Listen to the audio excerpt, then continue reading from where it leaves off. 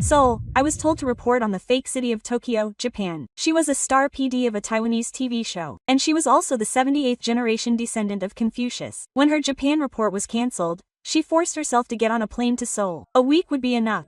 There would be nothing to see anyway. But strange things began the moment she arrived at Incheon Airport. She discovered the world that Confucius dreamed of 2,500 years ago in Korea. What was the living thing she encountered? And what was the amazing sight she witnessed on the street at 1 a.m.? The shocking story begins now. I am a Confucius. Are you all surprised when you hear my name? Yes, that's right. I am the 75th generation descendant of Confucius. The place where Confucius was born and sleeps is the headquarters of our family. My grandfather came with the government of the Republic of China when it moved to Taiwan. Do you know how heavy the weight of a 2,500-year-old family line is? I have been singing the song since I was 5.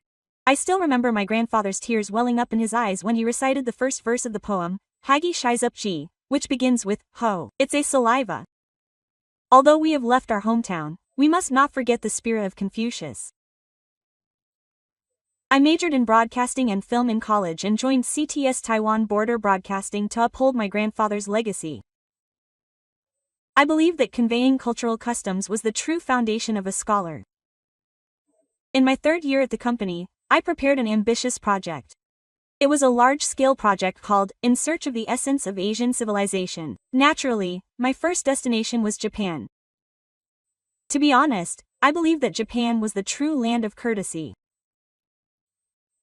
The cleanliness of the streets, the politeness of the people, the orderliness of everything, I thought that was the ideal society that Confucius spoke of. Korea? Well, yes. That was my reaction when someone mentioned Korea at the planning meeting. A country that makes a fuss about dramas. A country that keeps on claiming that they are the original while incorporating Japanese culture. That was all I knew about Korea. A senior from the production team said with a laugh, "Don't be so biased, Chimpei.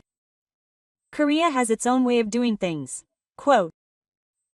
But I was looking for the real thing, not imitations.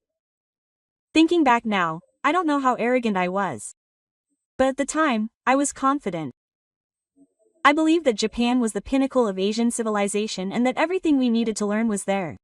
The flashy neon signs of Shinjuku, Tokyo, the luxury shopping streets of Ginza, the Gozuhan shops in Kyoto.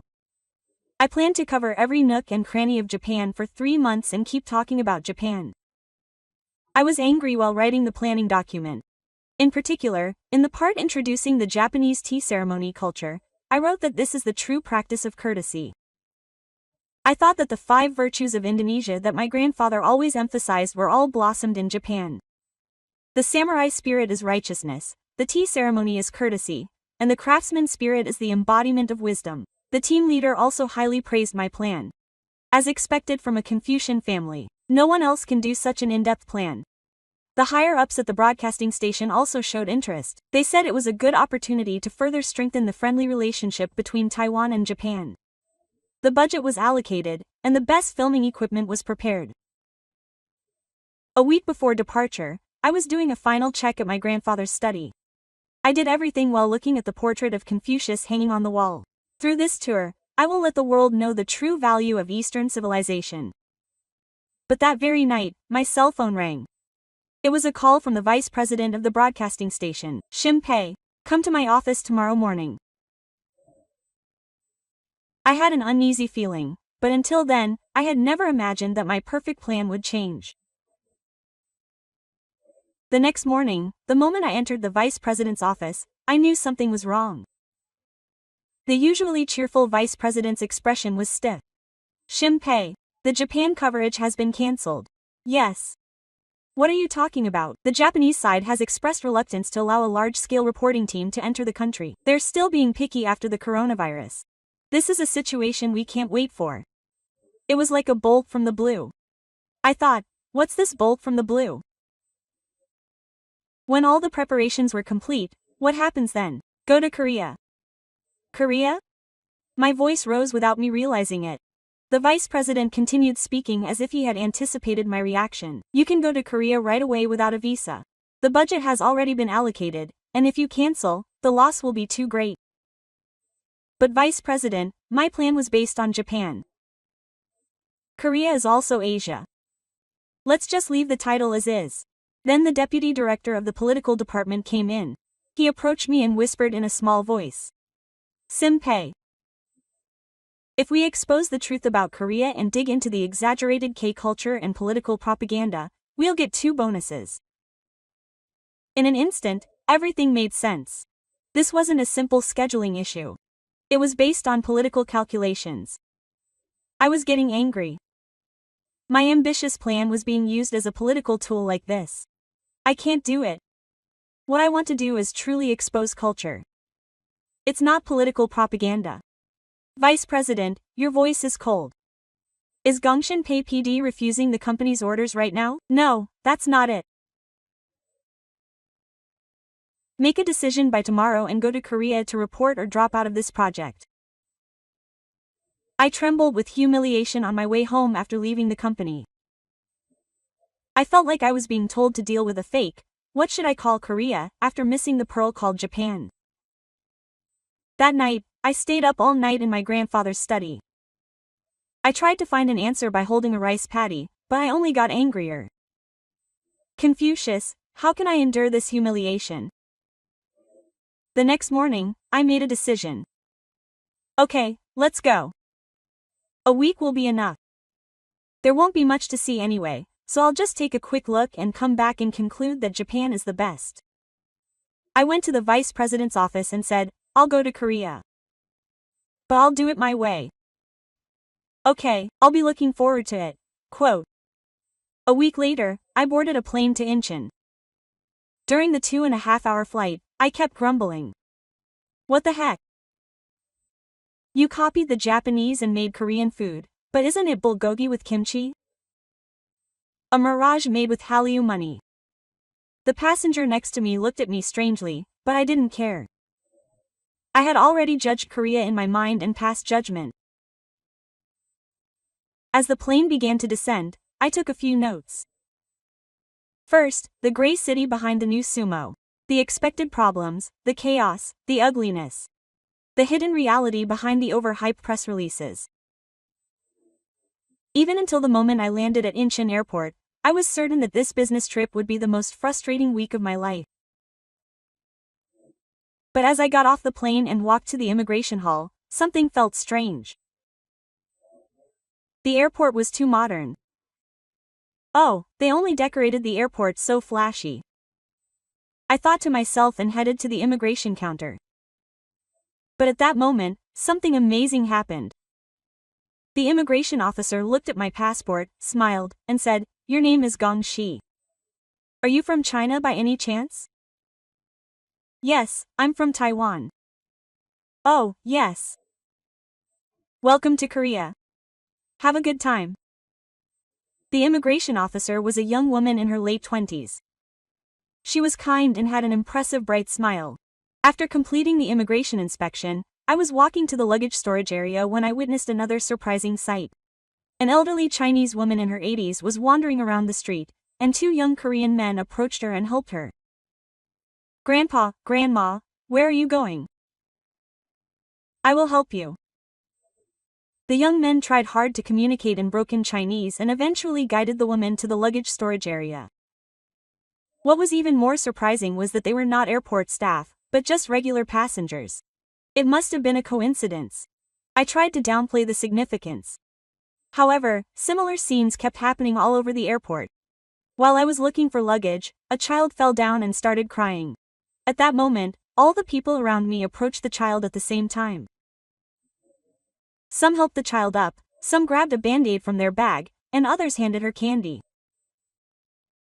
The airport staff came and sorted out the situation, but even during that time, people continued to look at me with affectionate expressions. What is this? Was it staged? To be honest, it was so perfect that I was suspicious. It was as if Sugar had planned it knowing I was coming.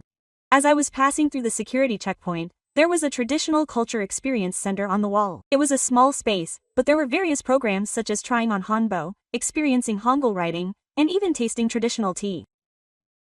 I went in out of curiosity, and there were volunteers diligently explaining things to foreigners.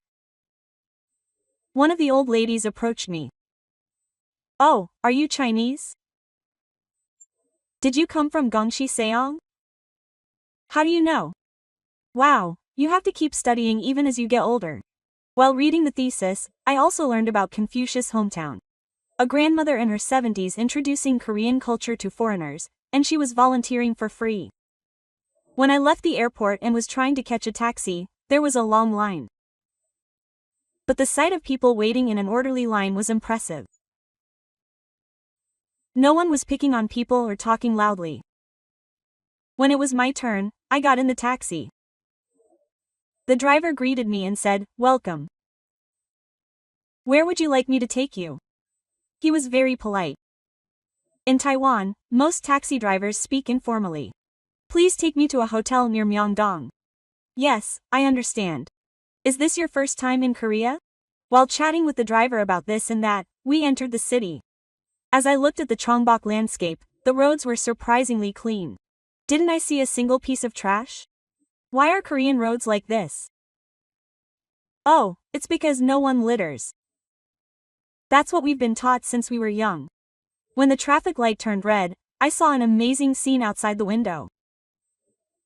There was an old lady slowly crossing the street, but even though the light had changed, all the cars were waiting. No one honked. It was worse than Japan, but I had that thought for a moment and then shook my head. No, don't be fooled by appearances. When I arrived at the hotel and checked in, the front desk staff said, "Gongsun Pay customers, welcome. If you need anything, please let me know anytime. Thank you." Quote. By the way, I read my name in Chinese after seeing the official name. If it's inconvenient, would you like me to call you differently? I was once again surprised by the thoughtfulness. As I unpacked in the room, I was confused. What I saw on the way from the airport to the hotel was so different from what I expected. Is this really the Korea I thought it was? I sat on the bed and organized the events of the day into a notebook. As I wrote, it was filled with positive content, so I was embarrassed. No, don't be fooled by appearances. Let's dig into it properly starting tomorrow. However, something was already starting to shake in a corner of my mind. I had an uneasy feeling that this might not be the Korea I knew, the Korea I had ignored. I looked out the window and saw the sun. The night view of Seoul was slowly coming into view. I could see Namsan Tower between the tall fields, and it was more beautiful than I had imagined. What would I see tomorrow? For the first time, I began to look forward to covering Korea. Of course, I still had some doubts. The next morning, I woke up early and headed to Jongmyo. I couldn't let go of Jongmyo because I was covering Confucian culture. Honestly, I didn't have much expectations. It would have already become a tourist attraction. However, as soon as I arrived in front of Jongmyo, I witnessed an unexpected sight. Even though it was Saturday morning, there were many people gathered, and among them were young people wearing traditional costumes. Today is the day of the Jeonji rite. I listened to the guide's explanation and played along. Regular rite? Does that mean they still do that? As the rite began, I lost my words. Young people who looked to be in their early 20s were wearing official uniforms and conducting the ceremony solemnly. Their every movement was precise and their expressions were extremely serious. What was even more surprising was the attitude of the general audience. There were hundreds of them watching, and they were all holding their breath and looking reverently. Even children were standing quietly. When the official music began to ring out, I felt a sense of exaltation. This was exactly what it had been like 500 years ago. The official music of the Ming dynasty, which had disappeared even in China, was perfectly preserved here. After the official music was over, I approached one of the young officials. "Sir," I said, "how long have you been participating in this?" "I've been doing it for 3 years. I started when I was a freshman in college." "Why are you doing this when you're a college student?" The young man thought for a moment and answered seriously. "This is a tradition that our ancestors have maintained for 500 years. Shouldn't I continue it at least while I'm alive? I think it is the descendant's stone." I was shocked to hear the words descendant's stone come out of the mouth of a young man in his 20s. The next place we visited was Sunkyunkwan. Even though it was Saturday, there were a lot of people, especially young people. There was a special lecture on the Analects today. A college student told me. The young people who attended the special lecture on the Analects gathered voluntarily. When I entered the lecture room, it was really full. The lecturer was a professor in his 60s who was passionately explaining the Analects. If a person who is called a self-reliant person is not good, how can he be called a person? What does this mean, everyone? The students actively shared their opinions. It wasn't just a joke, but a real discussion was taking place. I talked to some students during break time. Why do you study the Analects? Is it for the test? No, I just think it helps in life. The world is so harsh these days. Reading the Analects of Confucius makes me feel at ease. This was the answer of a female student. When it was lunchtime, the students invited me to eat. We were at a nearby Korean restaurant, and I saw them naturally waiting for the elders to bow first. Do they still have this kind of etiquette in Korea? Of course. It's the most basic of basics. During the meal, a student asked, "I heard that your name is Gongchi. Are you related to Confucius?" Yes. You are a 75th generation descendant. The table became quiet for a moment. Then, one by one, the students nodded their heads to greet me. Wow, it was such an honor. I was taken aback by their sincere respect for Confucius descendants in person. In Taiwan, not many people knew my family. A student asked cautiously, "If you don't know, could you teach me a single passage from the Analects of Confucius?" If I heard it directly from a descendant of Confucius, I think I would remember it for the rest of my life. I thought about it for a moment and then said, "The Ya-in reveals the Ya-in and the Ya-in does the work." I had mixed feelings watching the students receiving the free language Ya-in Newell on their smartphones. In the afternoon, I went around Sunkyunkwan Myeongdang. There, I saw another amazing sight. Young children were wearing hanbok and receiving a traditional etiquette lesson. "Hello. My name is Ba Ka-an." A child who looked to be 1-year-old bowed correctly. It was so cute that I laughed, but it was also touching. I would like to thank the teacher. Do you still do this kind of education these days? Yes. Many parents come to visit. Learning etiquette is good for children's character education. When I was watching the class, the children were practicing thank you and song to each other. It was impressive to see them take it seriously even though they were at a playful age. When I left the temple, I was deeply shocked. I was proud to be the 75th generation eldest son of my family, but I realized that I had not been practicing the teachings of my ancestors in my daily life. But here in Korea, men and women, young and old, practice courtesy naturally. And it was not formal, but sincere. On the way back to the hotel, I had a conversation with the taxi driver. Are all Koreans this polite?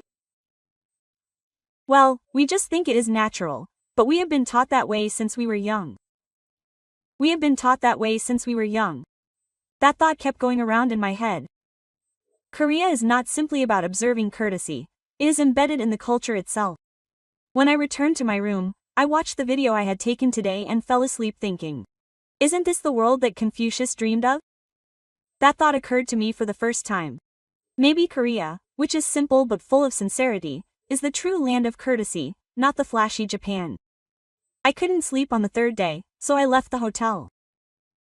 At 4 a.m., the streets were quiet, but a 24-hour unmanned cafe was burning brightly. I went in out of curiosity to see if they were still open at this hour. There was no one inside the cafe, but it was neatly organized. But I was surprised to see something on the counter. There was a small money box.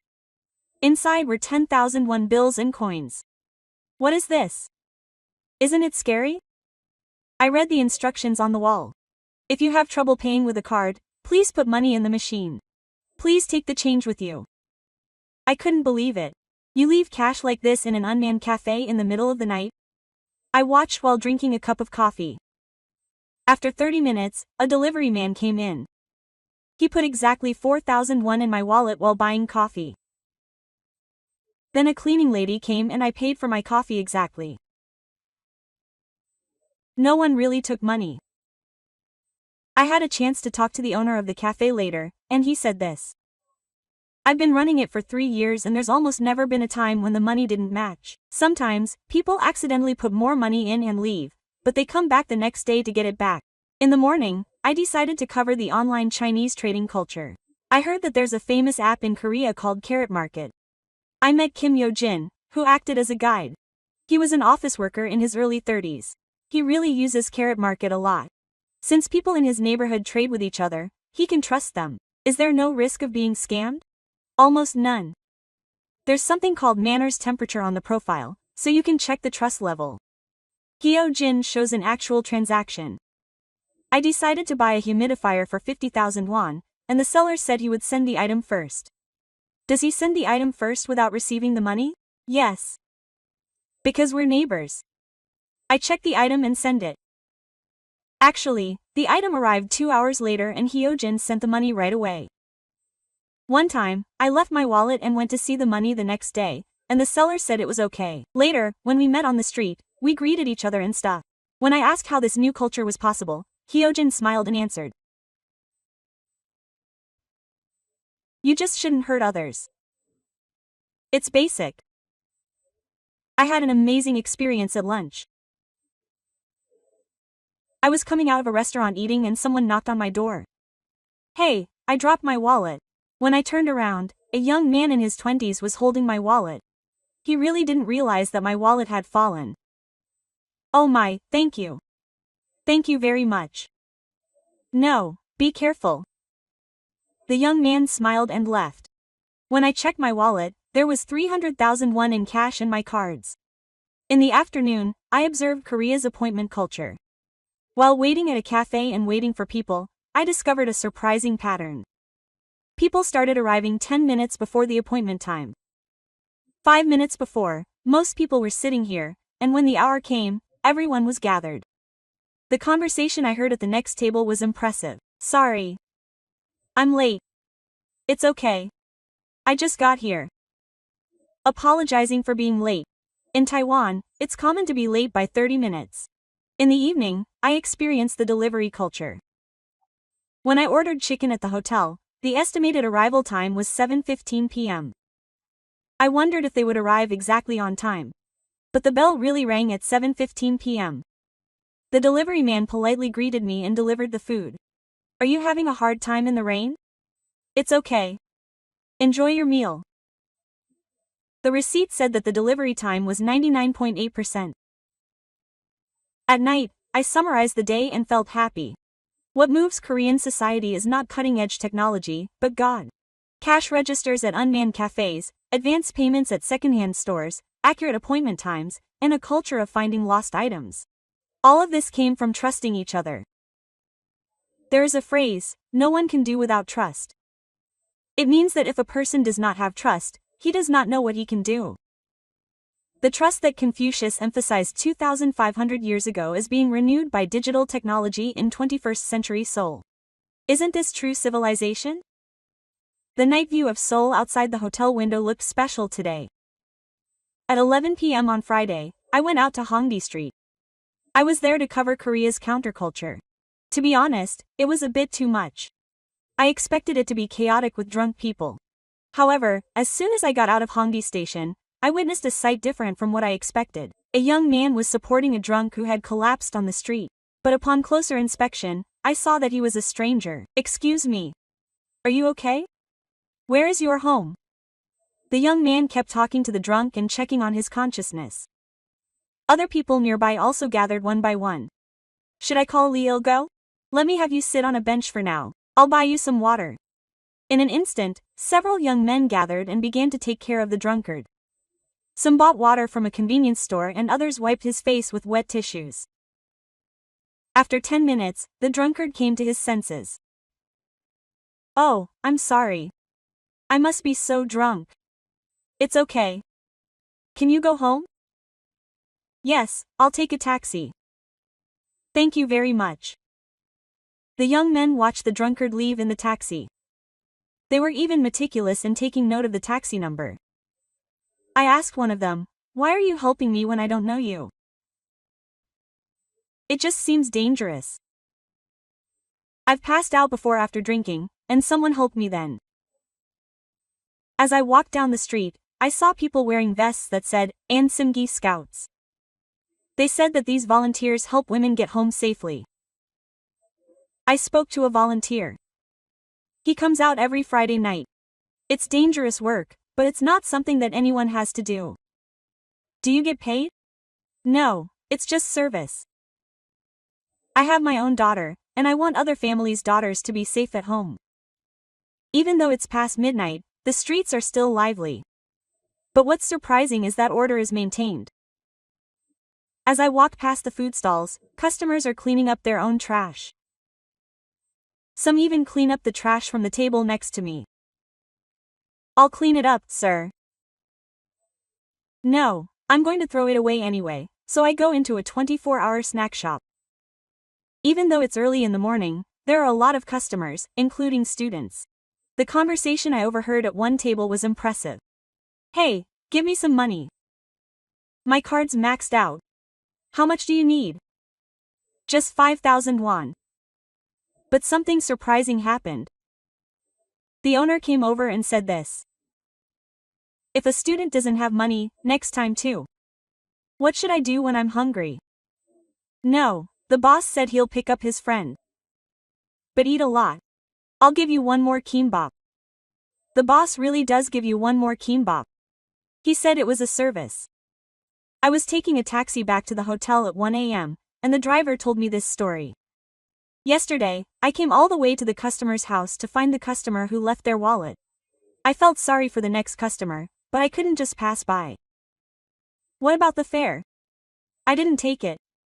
It wasn't my fault, but I can't take the money. When I arrived at the hotel and paid the fare, the driver gave me a candy along with a small gift. You'll probably want to drink it, but eat this. Sweet things make you feel better. It was just a small candy, but it warmed my heart. The next morning, I went out on the street again early on purpose. I wondered what would happen to the street that was so cold last night.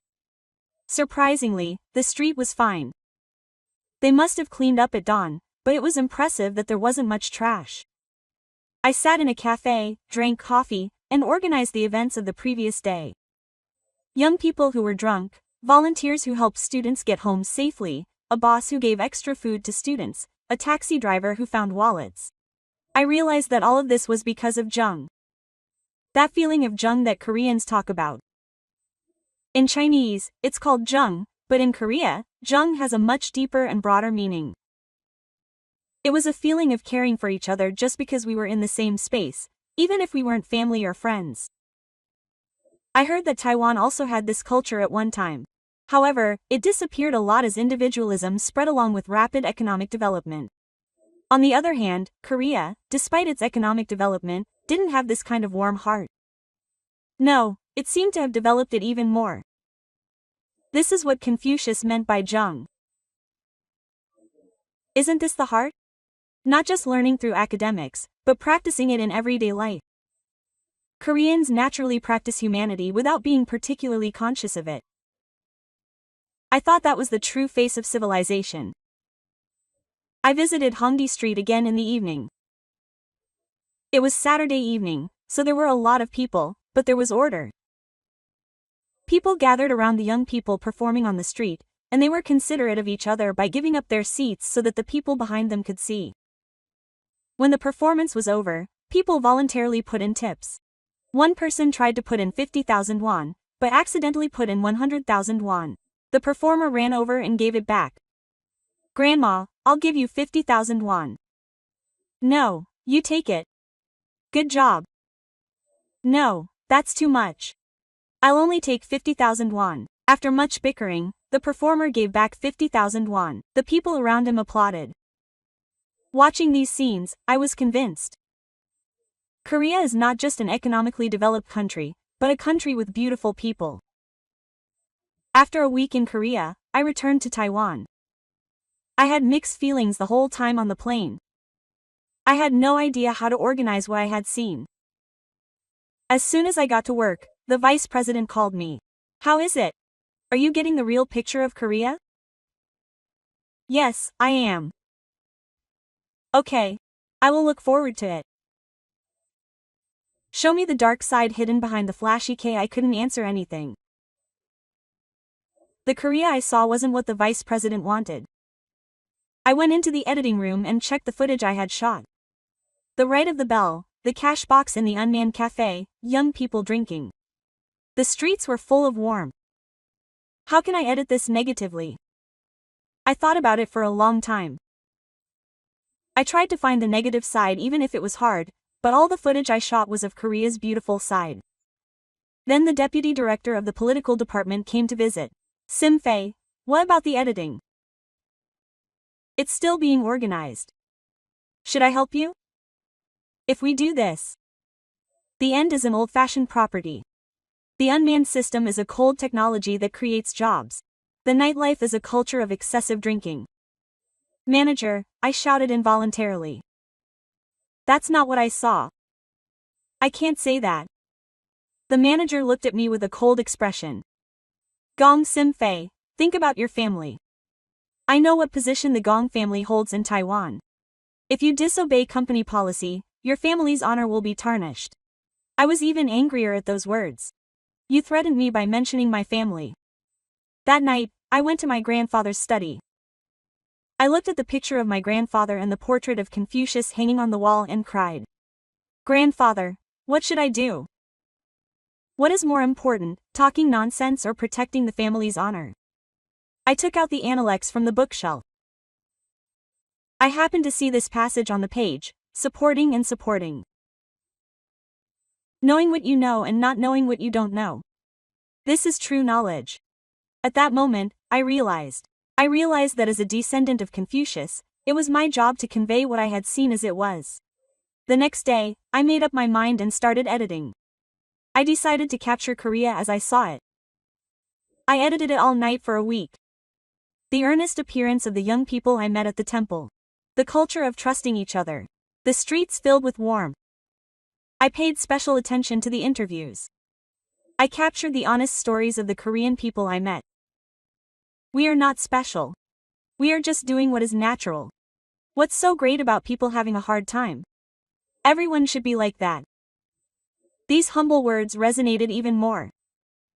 After editing, I decided on a title, What the 75th Generation Descendant of Confucius Discovered in Seoul, a 21st Century Daedong Society. I took the finished video to the Vice President's office. What is this? Is it a promotional video for Korea? The Vice President got angry after watching it for less than 10 minutes. Should I watch this broadcast? Edit it again. No, this is the truth that I saw. Truth? Broadcasting is not about telling the truth, it's about increasing viewer ratings. Then I'll leave the program. The Vice President was shocked. Are you out of your mind right now? Yes. Very out of your mind. As a descendant of Confucius, I can't broadcast it. Then I got a call from the HR department. I was ordered to transfer to another department. It was practically a heavenly punishment. My colleagues looked at me as if they couldn't understand me. What's wrong with you? Just do as the company says. You want to ruin your career. But I didn't regret it. Rather, I felt relieved. At least I didn't say anything. But then something unexpected happened. A young PD I work with, Han Ni Ling, quietly approached me. Senior Fei. That video was really good. I want to go to Korea too. Thank you. But it won't be broadcast anymore. Then, is there no other way? I thought about it for a moment after hearing Hanil Ring's words. And then something suddenly occurred to me. Even though I was working in a lowly YouTube department, I didn't give up. After work, I came home and started editing again. I decided to make it for YouTube, not for broadcasting. I could make it more freely and honestly. I paid special attention to the subtitles. I made them in Chinese, English, Korean, and international languages, so that people all over the world could see them. While editing, I was once again moved. When I watched the videos I had shot, I could see more clearly how special Korea is. One scene in particular kept coming to my mind. It was what Hanji, whom I met at the concert, said. Manners aren't something you do to show off to others. They're something you do for yourself. That's real manners. I stayed up all night for 2 weeks to finish editing. It was a 45-minute video, and it wouldn't be an exaggeration to say that I put my soul into it. I put my message at the end. I am Gong Ximpei, the 75th generation descendant of Confucius. What I discovered in Korea was not simple manners or culture. The great society that Confucius dreamed of 2,500 years ago, that utopia was being realized in 21st century Seoul. I hesitated for a moment before pressing the upload button. If this video was released, my position at the company would become even more difficult. However, I gained courage by looking at my grandfather's photo. My grandfather's granddaughter is doing a good deed. At 3 a.m., I finally pressed the upload button. I decided on this title, What the 75th Generation Descendant of Confucius Discovered in Seoul. The living in his spirit, I uploaded and went to sleep, but when I woke up in the morning, something amazing had happened. The number of views had exceeded 500,000. There were also thousands of comments. This is the real Korea. I want to go there. I think Confucius would be amazed when he sees Seoul. As a Taiwanese, I envy you. Korea is preserving what we lost. The comments from mainland China were particularly impressive. The traditions we lost during the Cultural Revolution are alive in Korea. It seems that the true winners of Chinese civilization are Koreans. I checked during lunchtime and the number of views had exceeded 2 million. And something amazing happened. It was ranked number 1 in real-time searches on Waiver, with the tag, Korea as seen by a descendant of Confucius. In the afternoon, media companies started contacting me. They even requested interviews. But the most surprising thing was the company's response. The vice president called me personally and said, Ximpei, the name of the video company is. I already uploaded it in my personal capacity. The vice president looked uncomfortable, but couldn't say anything else. The video was already so famous that I couldn't touch it. When I got home after work, my mother was waiting for me. Ximpei, what is this video? I'm so proud of you. You're going to get fired from work. Are you okay? Your grandfather would definitely support your choice. I cried when my mother said that. At night, something even more surprising happened. A professor of East Asian Studies at Harvard University shared my video and wrote this, The True Face of Confucian Civilization in the 21st Century, a video that every student should see. Then, scholars from all over the world started sharing the video. A perfect example of how traditional values can survive in modern society. Korea is the only country that has achieved economic development and traditional culture at the same time. After a week, the number of views exceeded 50 million. I received thank you emails from all over the world. The most touching email was from Korea. Hello. I am a college student I met at Zhong. I first realized what we do is so meaningful after watching your video. I will continue to work harder to uphold the tradition. Thank you. There was another email. I am a young man who helped drunkards in Hongdae. I just did what was natural, but I am grateful that you viewed me so favorably. I am grateful that you love Korea. Reading these emails made me certain. I knew that I had made the right choice. I was still a rice bowl at work, but it didn't matter. I had pride in telling the truth. And a month later, something amazing happened.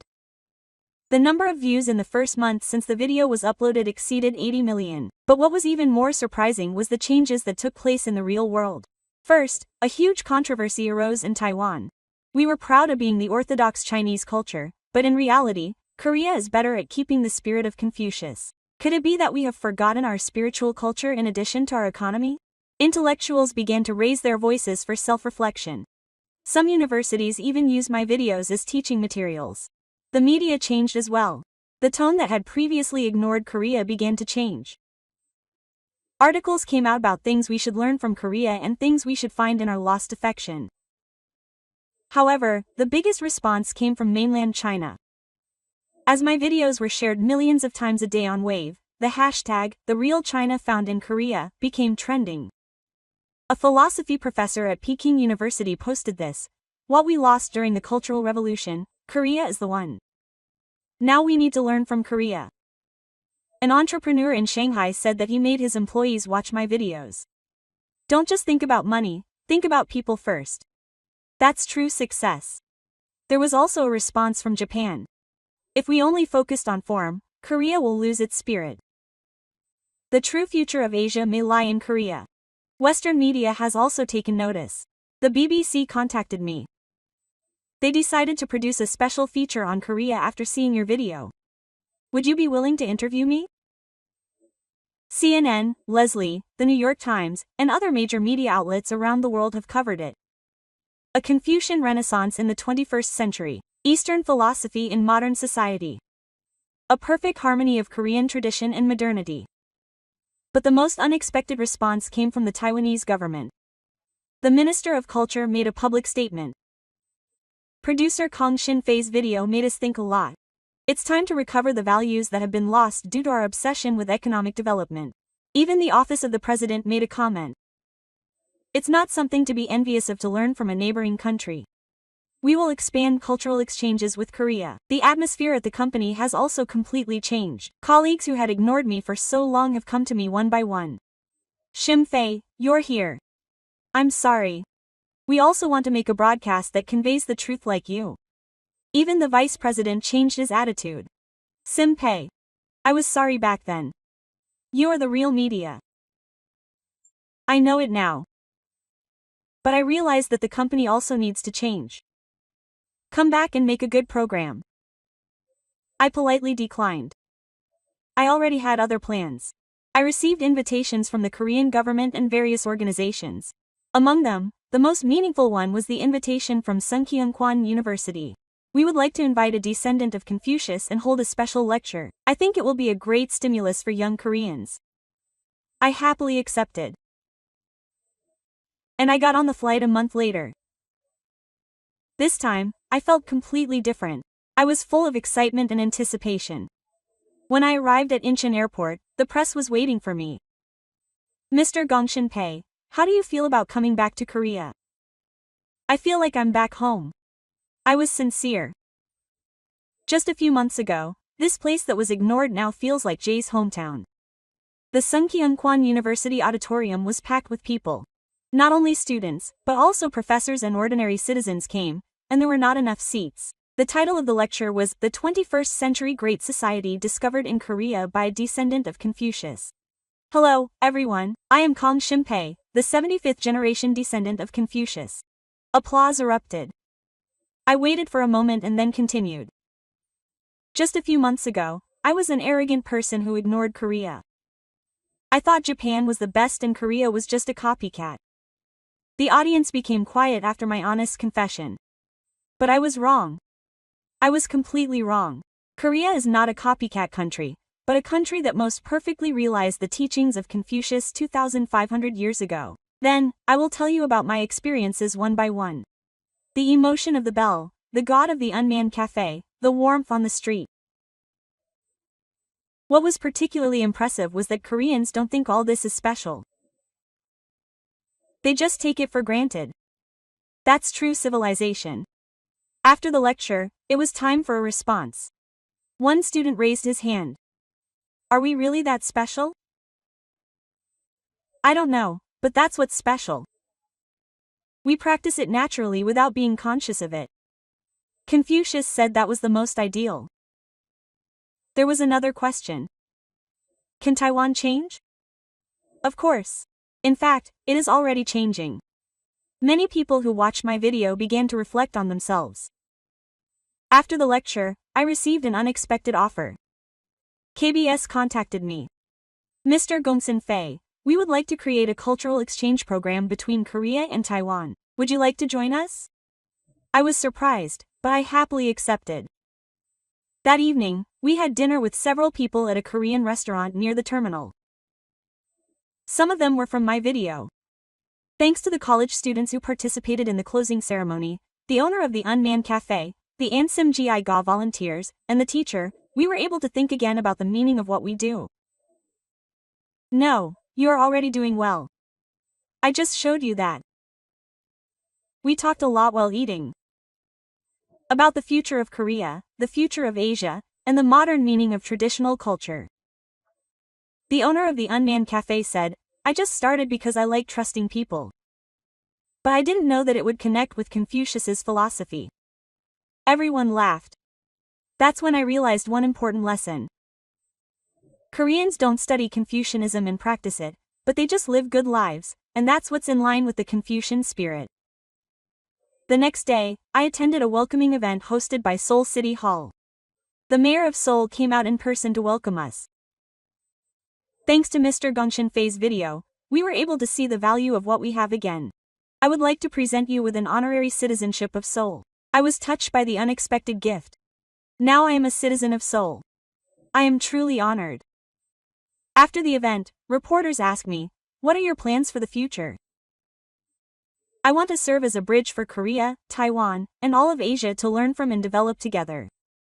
Moving forward into the future without being stuck in the past. I think that is the true triumph of tradition.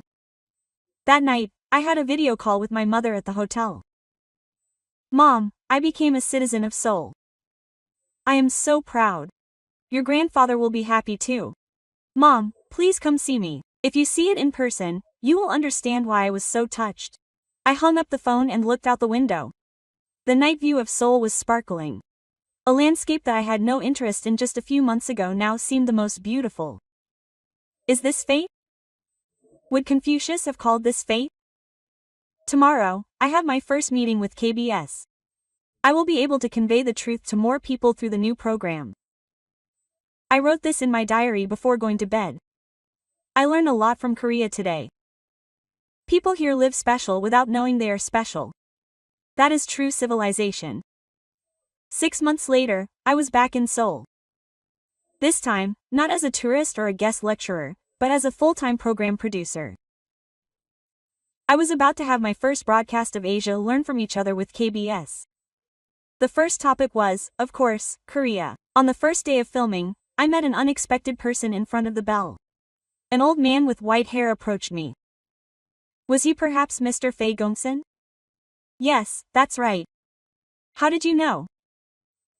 Young sang so. I felt encouraged when a descendant of Confucius came and said this. He said he comes every day. This is the cat of my heart, because it is where my ancestors are enshrined. Why does he come every day? He just felt like he had to come. Who is going?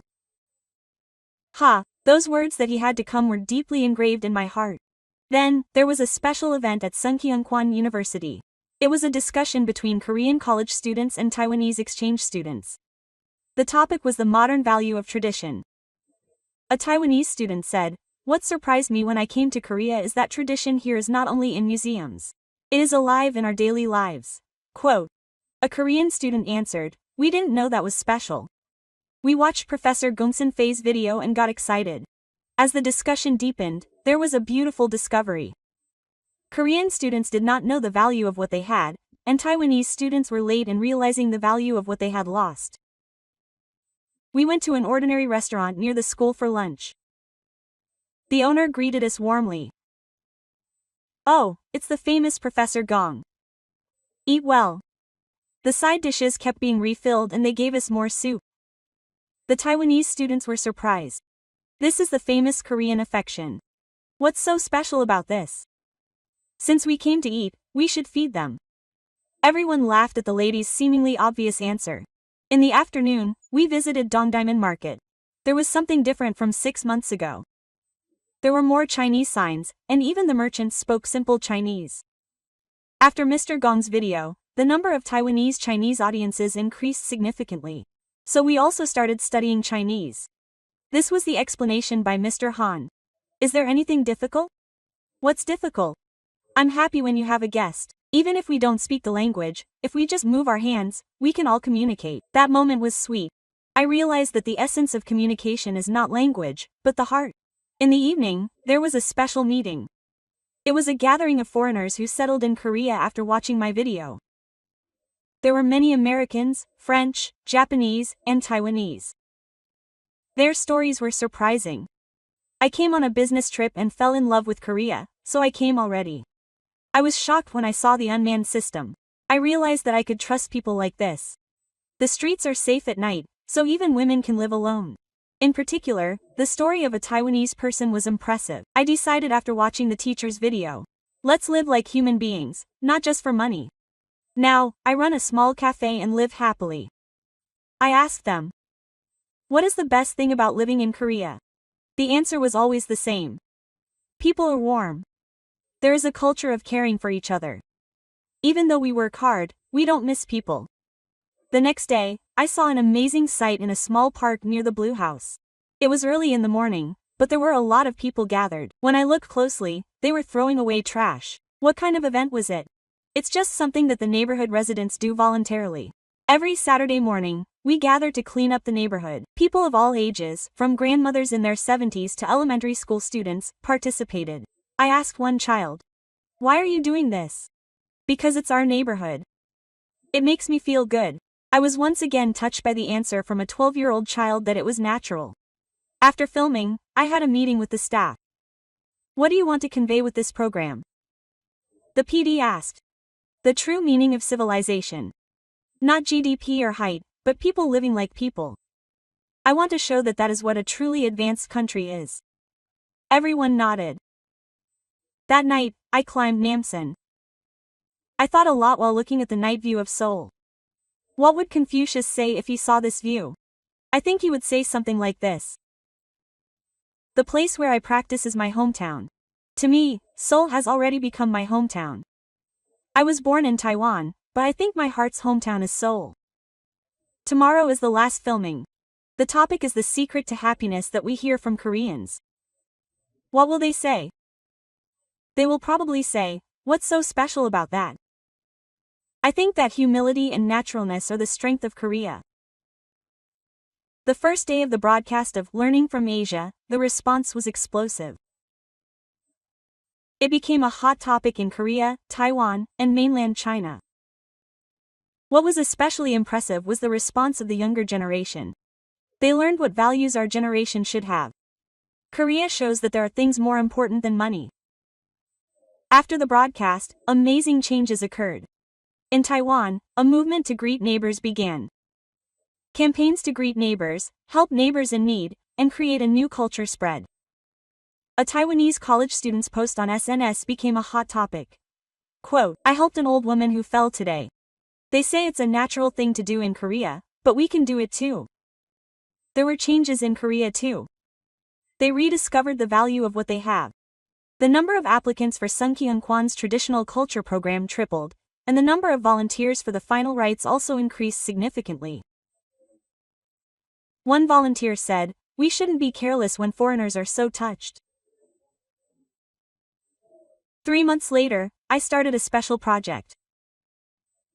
Confucius Road, Asia is a literary travel program for young people from Korea, Taiwan, China, and Japan to experience the traditions and modernity of each country. The first destination was, of course, Korea. I deeply experienced Korea for a week with 20 participants. I learned about ceremonies at Jong, debated at Sungkyunkwan, felt affection at the market, and experienced Shin at an unmanned cafe. I remember what one of the participants, a Chinese college student, said. It felt like I found our culture in Korea that was lost during the Cultural Revolution. I was envious and grateful. The Japanese participant also made an impressive statement. We had a perfect form but lacked heart. In Korea, the heart comes first and the form naturally follows. On the last day of the trip, we had a small farewell party. The participants shared their thoughts one by one, and many of them shed tears. I had no idea that we would be able to achieve this much in just a week. I felt that we were all one family, crossing borders. I think this is what Confucius's great community was like. I also said my final farewell. Please go back to your respective countries and become seeds. Let's create an Asia where we learn from each other and grow together. The project was a great success. When the participants returned and shared their experiences, the applicants gave their opinions. In the end, we decided to expand it into an electric program. Over the past 3 years, hundreds of young people have participated in this program. The changes they have made when they returned to their respective countries are amazing. Recently, the family gathered for the anniversary of my grandfather's death. My uncle said, Chimpea, I am so proud of what you have done. You have done something worthy of a descendant of Confucius. Quote. My mother also said, if your grandfather were alive, he would be so proud. I bowed quietly in front of my grandfather's memorial tablet. Grandfather, now I understand. True traditions do not dwell on the past, but blossom in the present. Quote. Finally, I would like to say something as I conclude this story. The height of civilization is not the height of the measure of development is not GDP. A truly advanced country is a country where people live like people. And I discovered it in Korea. The world that Confucius dreamed of 2,500 years ago was being realized in 21st century Seoul. The god of Indonesia was not a relic in a museum, but was breathing in the streets. This is the truth that I discovered in Korea. And I hope that this truth will be shared with more people so that the whole world can learn from each other and grow together. I believe that this is the path to a truly great society. Let's listen to the story of the 21st century great society that Confucius' 75th generation descendant, Gong Ximpei, discovered in Korea. What do you think? Isn't it impressive that the daily life that we take for granted can be a surprising discovery to someone? If you found this story touching, please share it with people around you, so that more people can know the beautiful values we have. Please subscribe and like. Your support gives us the power to tell better stories. This was Wonderful Overseas Stories. Thank you.